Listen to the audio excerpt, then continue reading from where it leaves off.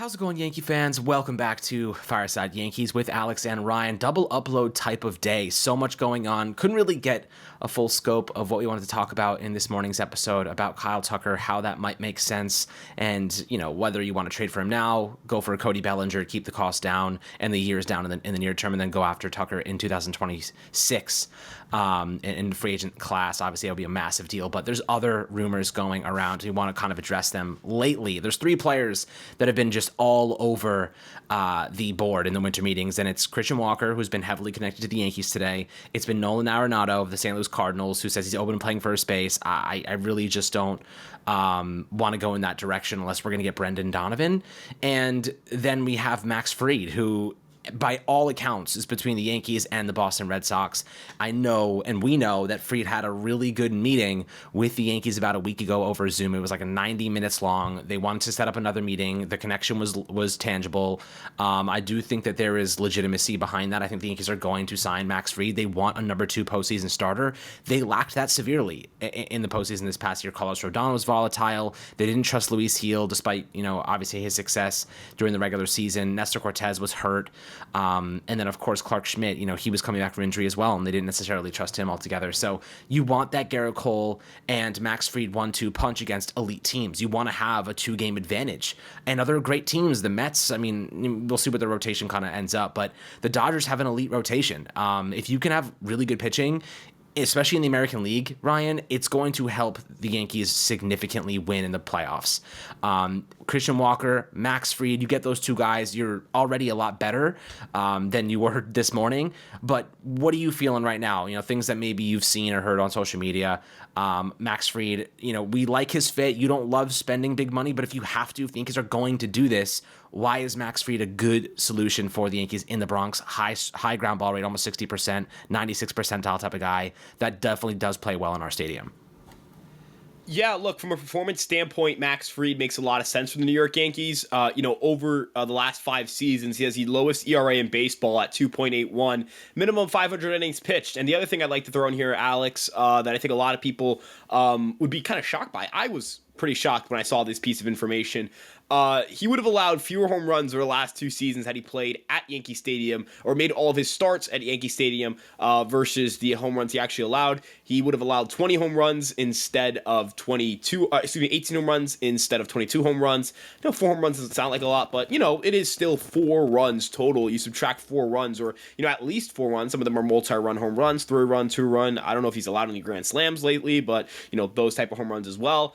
Look, I view Max Fried as a high-level option. I view Max Fried as a high-level starter. I have expressed my concerns in paying him a lot of money because of his extensive injury history, but he is still a premier starting pitcher. He is still an ace. He's someone who makes this team better. And it's kind of hard for me to sit here and say that the Yankees are worse with Max Fried than they are with him.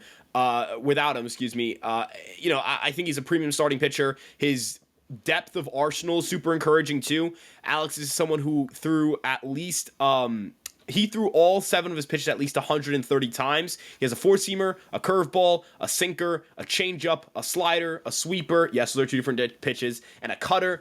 He can get whiffs on some of his breaking balls. He can get really soft contact on his fastballs. There is no one in baseball over the last 2 years who's allowed 3 years who has allowed fewer damage contact than Max Fried. He is an elite damage preventer. He's an elite run preventer. He's someone who I think the Yankees would have a lot of fun throwing out at the top of the rotation. We'll see if he's able to maintain the strong run prevention we've seen over the last half decade. But again, this is someone who's very projectable, whose velocity's only climbed up as he gotten older. Alex, to me at least, he reminds me of someone who should age like fine wine if he stays healthy. But that if is a big question mark. Yeah, obviously the if is certainly a question mark. He's pitched over 160 innings in 3 of his last 4 years, has spent time on the IL, but man, I was looking at his numbers, right? He gives up 266 average on his 4-seam fastball, but a 360 slugging rate. So, people make contact, just not good contact. Has one of the best curveballs in the game. Thing drops off a cliff. Then he has a slider and a changeup to go with it. So I do think that, Max Fried plays well in Yankee Stadium. I don't know what this contract is going to look like. The numbers are certainly inflated right now, but I did read a report, Ryan, that not many teams want to pay up for these top pitchers. Maybe the Mets do, but it seems like they're taking a little bit more of a strategic approach. They may bring back Sean Manaea. Like they're looking to kind of piece things together without spending big money on a starting pitcher, probably with the intention of avoiding injury. But, if you're the Yankees and you want to compete with these big teams, you need that number 2 star in the rotation, and especially you need an insurance policy for Garrett Cole, who this year flashed signs of, regression due to age. So we will find out if that's an anomaly or if that's reality. I think that's going to be a big storyline this upcoming season. But aside from Max Fried, Ryan, which seems to be gaining lots of momentum, feels like it could happen any moment, to be quite honest with you. I'm really curious to see what those numbers end up looking like. I think there will be an opt-out. If they do, maybe they'll give him a little bit more money year over year, but include an opt-out after like year 3 or something like that.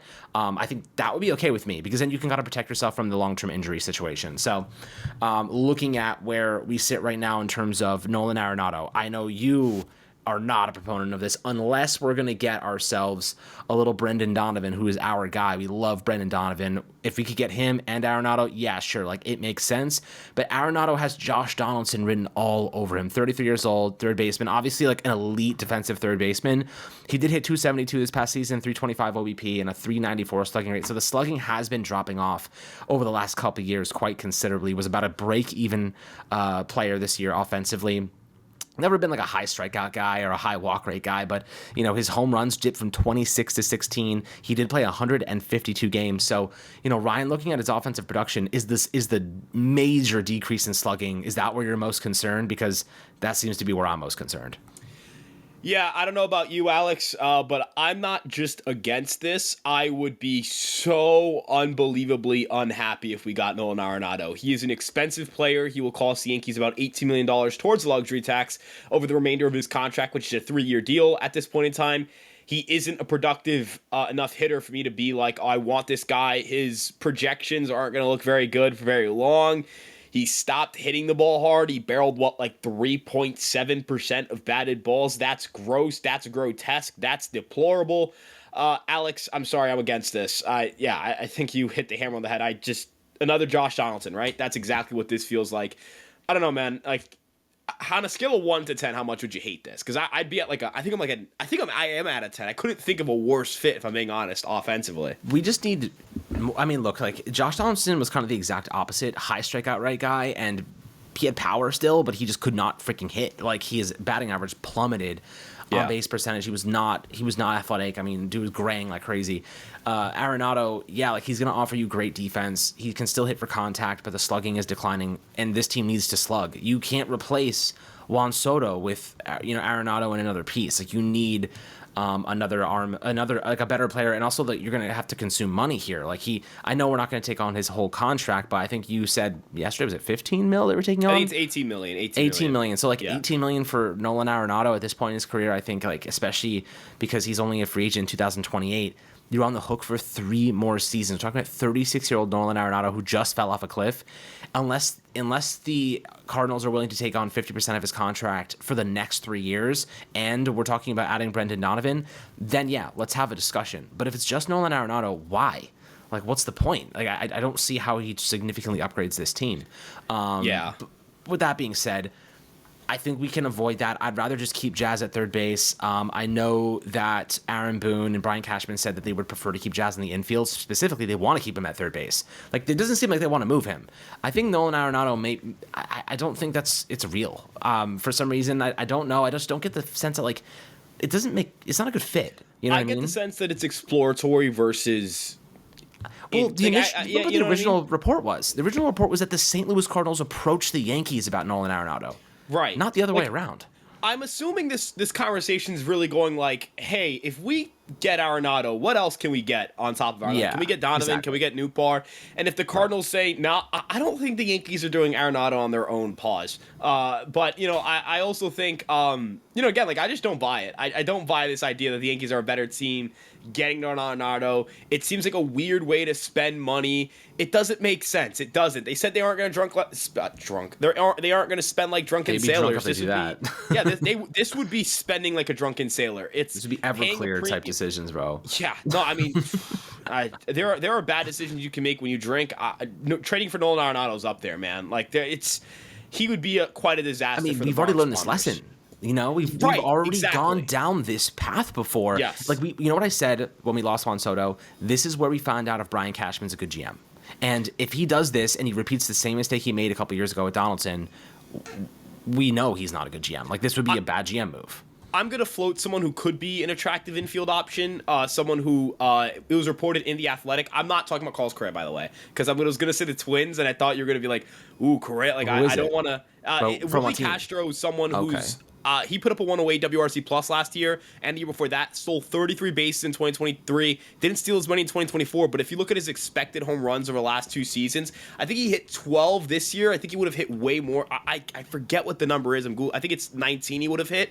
Switch hitter, great sprint speed, 27 years old, entering his age 28 season, good speed. Again, a quality hitter who can play all over the field. He can play second, third. He can play the outfield. If you acquire him, he wouldn't cost a lot, in my opinion. Could you like swap him for Cortez? Which, if we just talk about like signing Max Fried, and you signed Christian. We're talking about Christian Walker in a second. If you acquired Walker, if you acquired Fried, if you acquired a Bellinger, and then you trade for Willie Castro, you've got a really dynamic lineup. So I wonder if this is someone of interest. I just want to throw out an alternative because God, I just really don't want Nolan Arenado, to be honest. I'll take anybody else. Yeah, Willie Castro's interesting. I mean, he doesn't move the needle much for me. He's not a great defensive player. He's okay. He can play the outfield, more of like a second or third base option. Like he profiles a little better, I think, at third than he does at second. I could be wrung. I could be very wrong. I mean, he played 158 games and he hit 12 home runs. So like, I'm assuming based on how many games he's played in the past that he wouldn't replicate 158. He only cracked 120 twice. I think part of that has to do with just not being good. Like, that also doesn't help him. Yeah, you put up an 85, you put up a 69 WRC plus, and you play 125 games. It's kind of your team has to be impressively bad to get 125 games of playing time. Yeah. I mean, to play 158 games and hit 12 home runs on 635 plate appearances it's not inspiring. He has a decent batting average. Yeah. The switch hitting is nice. If he was like I would be fine with him as like a 7, 8, 9 hitter, more like. Yeah, I view him as more of like a low cost, just throw him in at second after you go get some big boys for your rotation, your lineup. That's kind of how I view acquiring someone like Castro. Yeah, maybe. How much does he make? I mean, he probably makes nothing. He's going to make, I think, like next year. He might. Is he even worth Nestor Cortez? He might not even get that much. I don't do Nestor Cortez is like, we're talking like good pitching, and Nestor is a good pitcher, like objectively a good pitcher. 1 year of control of a good pitcher, and he's not going to cost like a leg and an arm in free agency. Most likely, maybe he'll cost maybe like Frankie Montas money when we're all said, maybe like $20 million a year. I mean, that's crazy for Nestor Cortez, but that's kind of where we are right now. Yeah. I mean, he would get how much money did Frankie Montas get? 2 years, $34 million. 16? Yeah, he's not better than Nestor Cortez. I'm sorry, he's not. He's not. No. So like Nestor maybe gets $20 million a year. Like I think that's maybe $20 million like 4 years, and I think he regresses significantly soon. I think he might get hurt soon. Yeah. We saw that elbow start to give out after 170 innings. So I do think you could move Cortez, but I think he's more valuable than Willie Castro because like, dude, you're getting Willie Castro for 1 year. Like you're basically just swapping 1 year rentals. Willie Castro for Nestor Cortez, and pitching is more valuable than like mid. Utility men right now. I mean, look at how much Max Fried's going to get. Apparently, it's going to be over $200 million. Like that. It's the market's today's price. Yesterday's price is not today's price. That's the best way to put it. No. But I mean, I think the player that outside of Fried we've been linked the most to is Christian Walker, right? Like I'd imagine he's the guy who, if you were going to tell me like, all right, who do you think the Yankees are going to bring in free agency? I think Fried would be my I'm pretty confident in saying the Yankees will end up with Max Fried. I'm pretty confident it's like 60 to 70%. I'm about 60 to 50, 55 to 60% confident that he ends up a New York Yankee, that being Christian Walker. It seems like the smoke is real. Joel Sherman's very good at Yankee stuff. He said that we renewed talks today. Put up a 119 WRC plus this year. He hit 26, 33, 36 home runs over the last 3 years with a 119, and 122 WRC plus.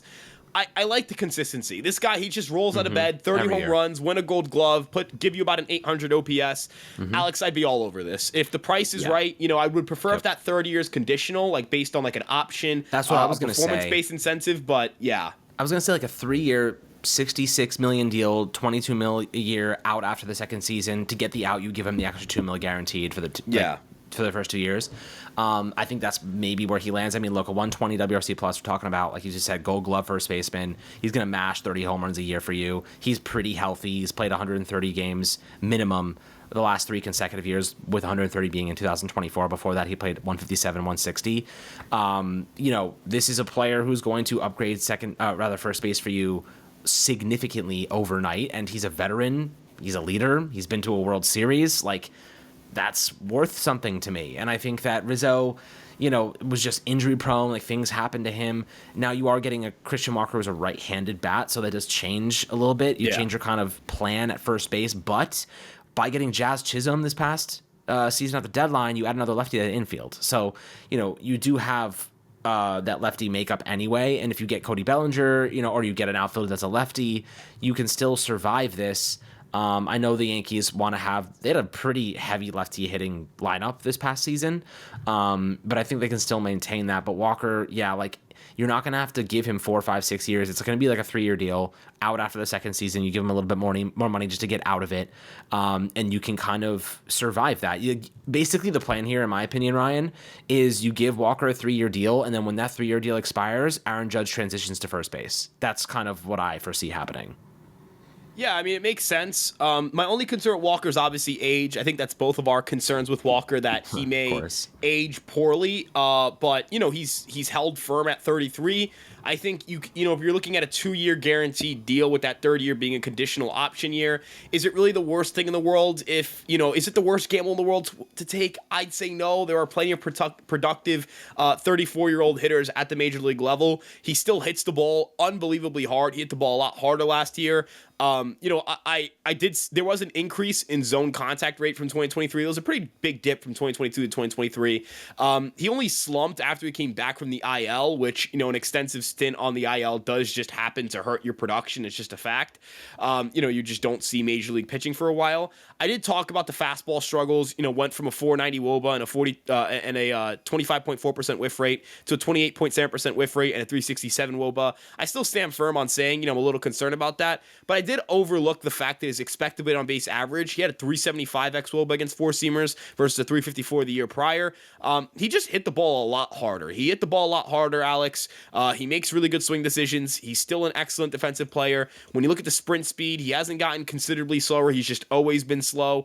And one little nugget here, you have someone who's just going to continue to add some power to your lineup. You get more power depth. I saw someone post this today. Let me try to get the exact at now. I think it's Yankee Fan Earl or something. I think that's the at. I'm sorry, I'm really bad with ats. It's not my greatest perk. But he posted this, and it was the Yankees had 71 WRC plus at first base. They had like 80 something WRC plus at third base because we didn't have Jazz Chisholm for the entire season.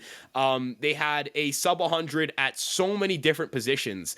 The Yankees being able to, kind of round out their roster and be a lot deeper and not have the abhorrent holes that they had across the roster, that's going to be a huge upgrade for this team. That's going to be a way for them to improve. All right, yeah, I found it. And it is at Yankees Fan Earl. At catcher was 97, first base 71, second base 104, shortstop 86, third base 89, left field 85. The two positions where they had a WRC plus above 105 were center field and right field. Alex, Soto and Judge can be compared to deodorant for that lineup. That's the best way to talk about both those players. They were deodorant for the lineup. I'm not saying I'm going to expect a massive jump in production at shortstop. I expect, I think Volpe, he has to prove it at this point, but I would expect a massive jump in production at catcher. I think Wells will be a better hitter than he was last year, and obviously, he will get a larger share of the playing time.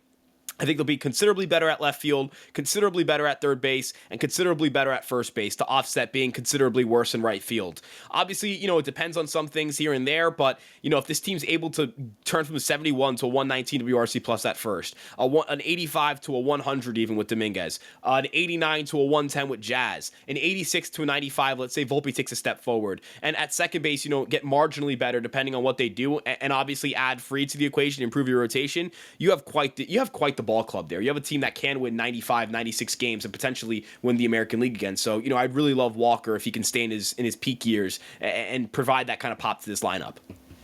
Yeah, me too. I think a 2-year deal, really, if we're talking about it, probably has some sort of vesting option in the third year or some sort of buyout clause. But it's doable and you can survive that. And you have young players still pre-arbitration and guys who are still going to be in arbitration. I think the Yankees can do this. I think this is a cheap option. Like, they could have done this even getting Juan Soto, Ryan. Like, they could have we were talking about them getting Juan Soto and Christian Walker. So they should be getting Christian Walker, Max Fried, and Cody Bellinger. Those 3 players, and you're still less than what we had projected the Yankees would go for anyway. We broke down all the salary. We talked about getting Fried, Soto, and Walker, and we made it work financially.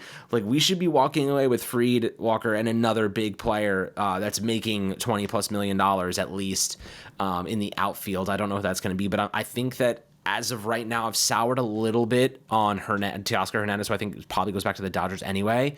I think I've definitely soured on Santander. I've never really been a Santander fan. I think he's a good player, hits a lot of home runs, but coming off his best season, I'd rather not risk the regression.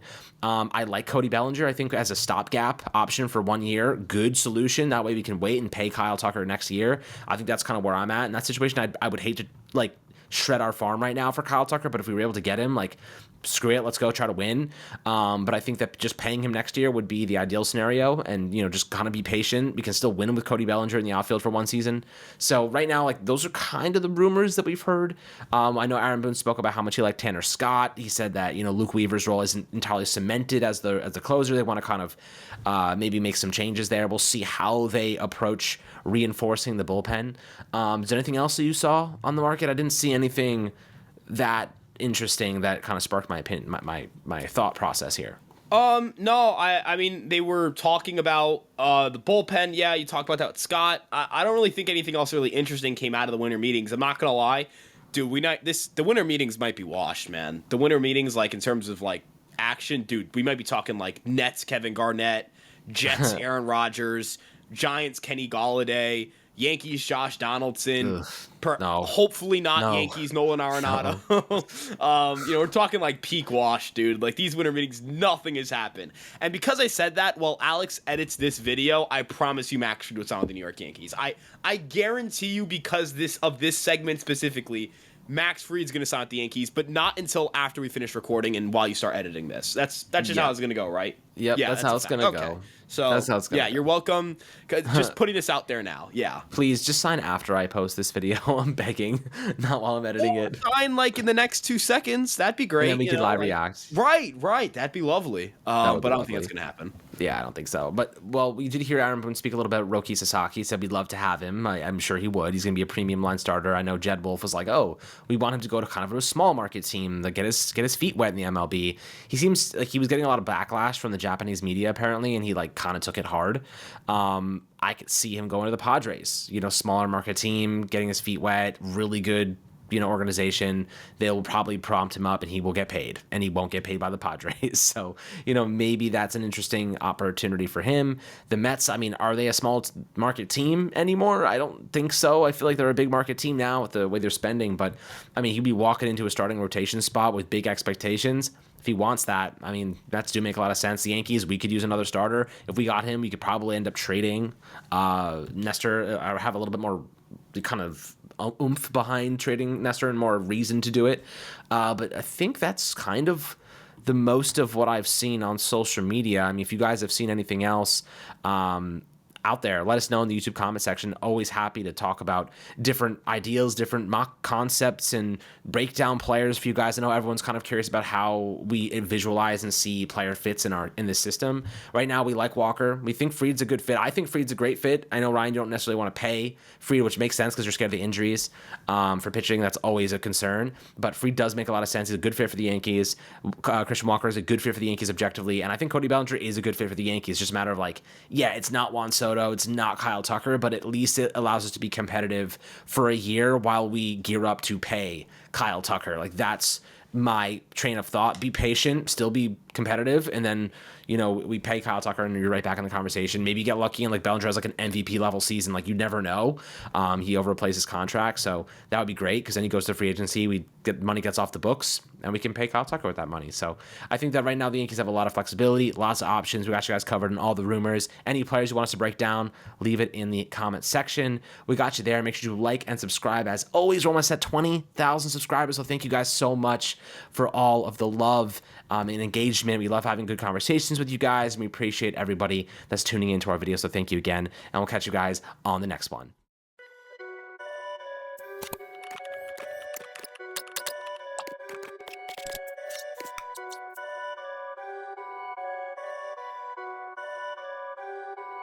Perfect.